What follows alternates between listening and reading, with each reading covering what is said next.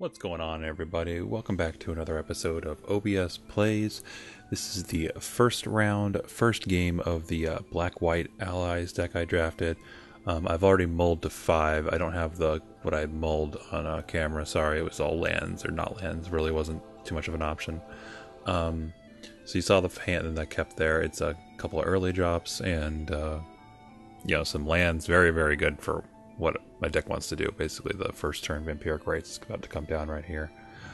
And there was a few other cards. I think there was a healer and some other stuff. Maybe one of the 2/2 flyers that drains them for one every turn. So he, I think, went to 6 or 5 here.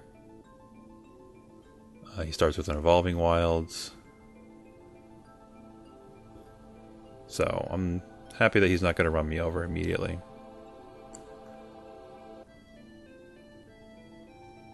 Draw some mana. Alright, so I think we have 5 mana now in our hand. We're going to 2 in play. And he's doing his Evolving Wilds, it looks like.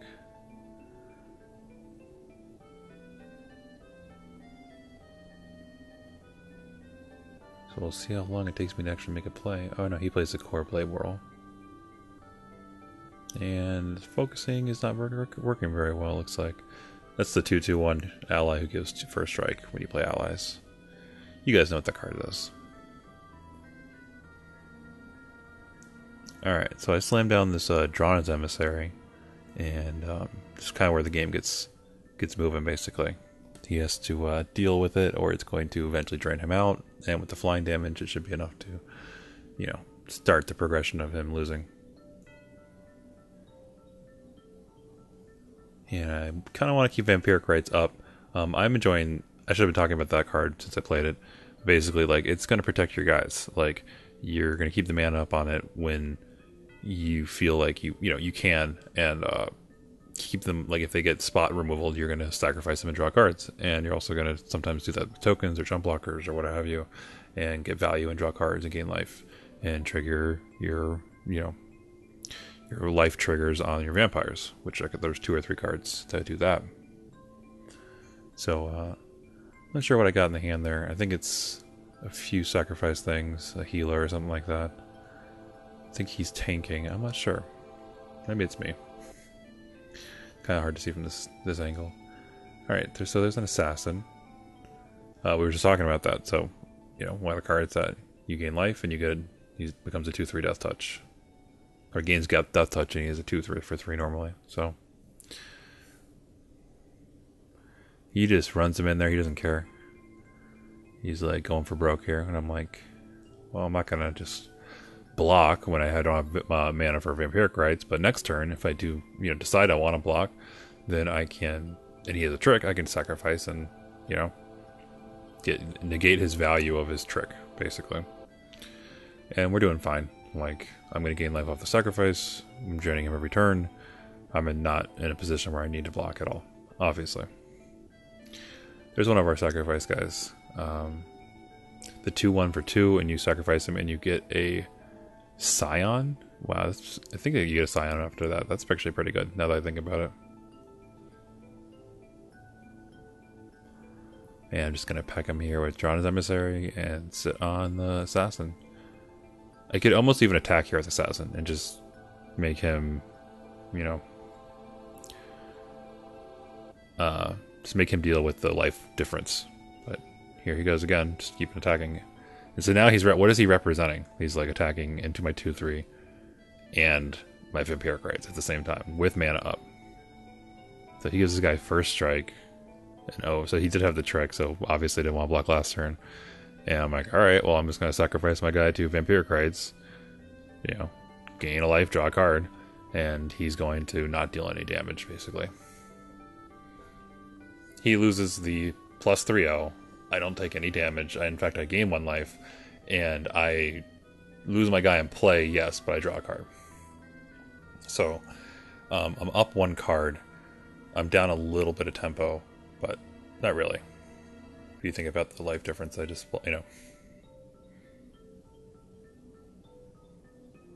Like, in theory, I could have just kept attacking him and made him deal, made him start blocking.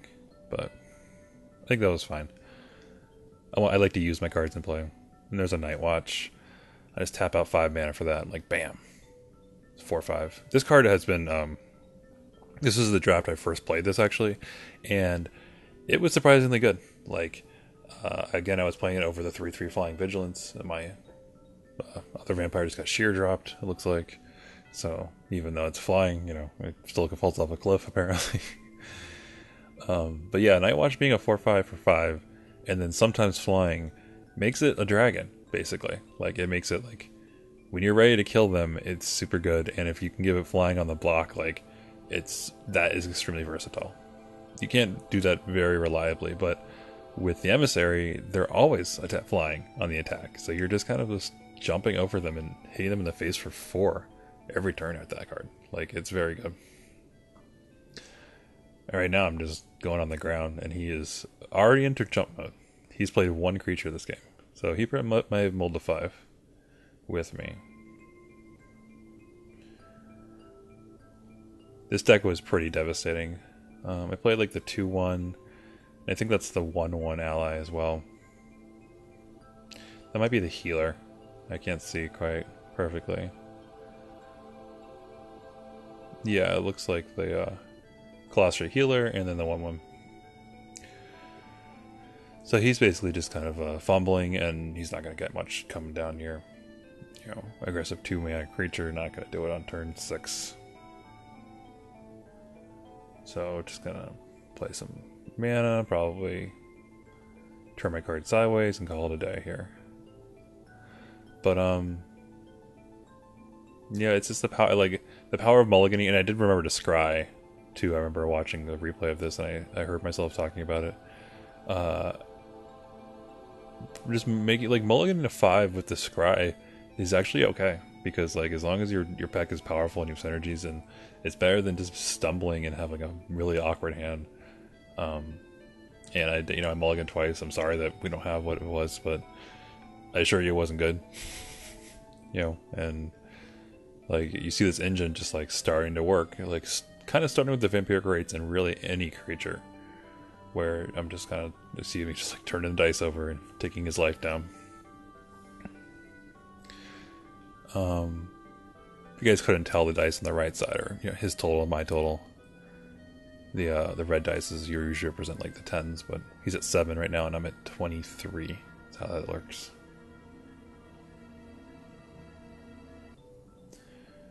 So if I sacrifice my guy to get a Scion, to give my guy flying to fly over him, just to get the 4 in, and now I'm like, alright, you're going to attack me for 2, I don't care.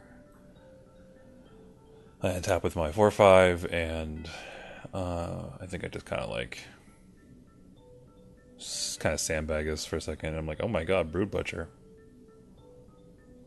I don't think I ever drew the forest to play this game, not that it mattered. I'm pretty sure I just pump or sacrifice the token and my dragonflies. I'm trying to like not give him an extra turn. I'm trying to get out of the habit of doing that, and doing perfect damage and if killing them if possible is always better than not.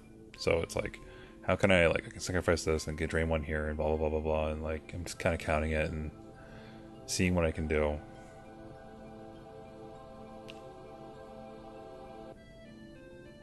I think I just pumped my guys and flew in, and he's just like, alright, you got it. Alright, well that was round 1. Let me wrap this up and we'll go to round 2. Thanks for watching, guys. Come in tomorrow and we'll watch it. We'll do that one too, and we'll talk about it, and let me know. And that's it. So, get out of here.